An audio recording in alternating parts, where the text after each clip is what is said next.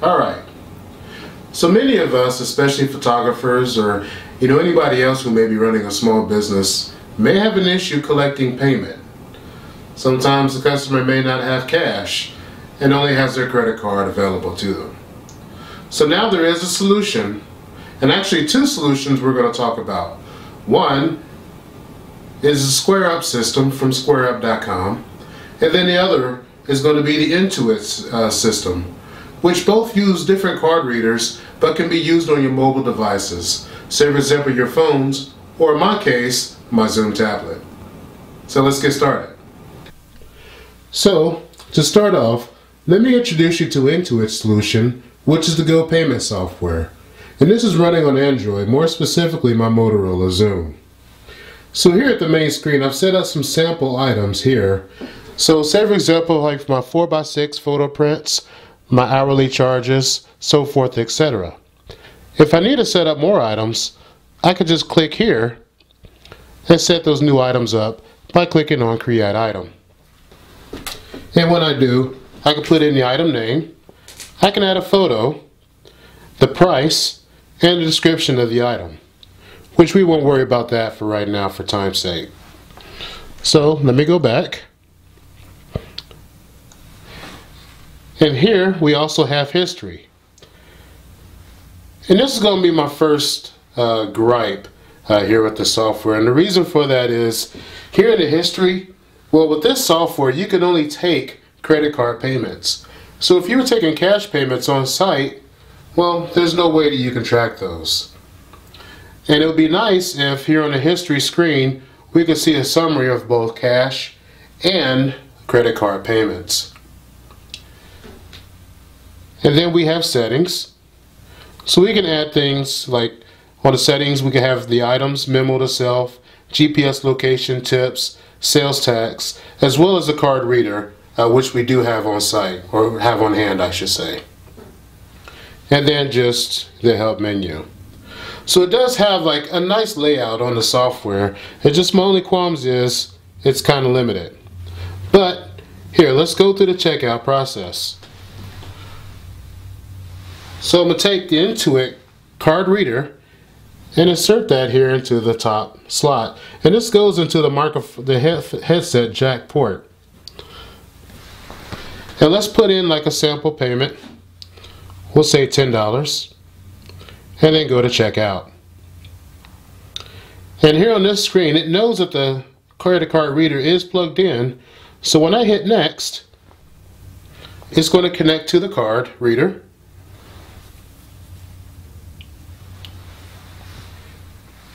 And now what we're going to do is just swipe our card. Now one thing I will say, the Intuit card reader, I've rarely ever had to swipe more than once. And the times I did, the card was backwards. So I do have to really give it, it does scan very, very well. And we'll talk about the Squareup in comparison. So here, once the charge is done, you can just have the customer sign here. Now this is a smaller screen for the signature, but regardless, there's still plenty of space to sign. And what I would probably suggest is getting a capacitive stylus, or one of the stylus where you can actually touch on these screens. So it'll be a little bit more easy for them to sign rather than having to use their finger. So I don't want to actually have like a bogus charge on here, so I'm actually going to go back and I'm going to clear the charge info and say yes. So you also have the ability to enter the credit card information manually, in which it will bring up this screen, which is the screen that you would normally see if the credit card reader was not installed. Now let's take a look at the Squareup software. Okay, so here we have the Squareup software, and as you can see, it's a very simple, easy to navigate interface. We have our settings, we have our option for taking a cash payment, we have a nice big number pad, and we also have some information here at the bottom, as well as a clear button. Now when you're taking orders, You can also click on this description button and take a shot from either the photo gallery or the camera, which we won't worry about for right now. But let's talk about the settings. So one of the things I really do like is that here in the sales history, the Squareup software tracks both cash payments and credit card payments. And as with the Intuit software, we have the ability to resend a receipt or see information about a receipt number, so forth, or any other pertinent information to the sale. So this may come in handy if you're talking to a customer about a sale that might have happened in the past. And then you have your tax rate, which you could pop in the tax rates. Pretty straightforward. And then you have tipping. So we can either choose to collect tips or no tips, and due to the nature of my business, tips typically aren't necessary. And then you have the signature, which you can shake to clear the signature, which is a pretty nice feature, but I think I might take that off. I mean, one of these days I might, shake my tablet and shake it right out of my hand. And then require signature, or require signature, skip signatures under $25. So nice feature. I always keep mine on just in case I have a chargeback even for a smaller amount, especially since a lot of my products do sell for that amount. And then the device name, which mine is just my Zoom tablet. And then support information, which will bring you to their website. So let's go back. And here at the main screen, what we want to do, I want to first show you the option of taking a cash sale. So let's just say $1, and we'll go ahead and check out. And we can either type in the card number, or we can tell it cash. And when I say cash, say for example the customer gave me $10. Well, it shows how much change I owe the customer, which is a really nice handy feature. And this is one of the reasons why I wish the Intuit software would allow for cash payments, as well as offer some options like this to kind of make it just a little bit easier to do that math on the fly, especially if you're pretty busy with some of the sales. So let me go ahead and back out of here and to the main screen.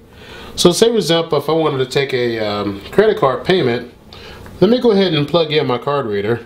And if you notice, here's one thing I'm going to point out. When I first got this thing, the card reader was really hard to work with. And I really had to practice multiple swipes to the point where I was just getting frustrated. And normally, this is how you plug it in. And if you notice, it does see the card reader. And you can tell if it can see a swipe when you see this information appear down there. But if you already have a cash amount on the screen, it'll just go ahead and try to process. So if you notice, I'm trying to scan this and nothing's happening. And of course I'm right-handed, but I could try going the other direction and I'm still having issues, which is really odd. However, once I turn the credit card reader around, then as you can see, I'm still having problems, but the swipe was a little bit more accurate. And here on the screen, you have a nice big signature screen, which the person can write on, put all their information on, and then you can go ahead and continue to sell, and it will include the signature within their receipt. I'm going to go ahead and cancel out of here and say cancel payment. I don't wish to charge myself $1. It's kind of a budget week, hard out there for a photographer. So here, sometimes you may just want to test out the card reader, and I know some of you guys who are looking to get one, that's the first thing you're going to do, and it's something that I highly suggest. You really may be nervous about all these authorizations going through, even though you're not charging anything, but if you're afraid of making a mistake, what you can do is just make sure that there's a $0 amount, and then just swipe the card. And it's going to show an indicator in the lower left hand corner confirming that you did in fact scan the card. So I'm going to go ahead and clear that, and then I'm going to just go ahead and scan again. So this is a good way to get practice scanning your cards, and this is how I kind of figured out that for some reason my card reader only really wants to work when it's facing the opposite direction. Now, it didn't want to work right when I scanned from left to right, from right to left. So it could very well be something with my headset jack within my Zoom.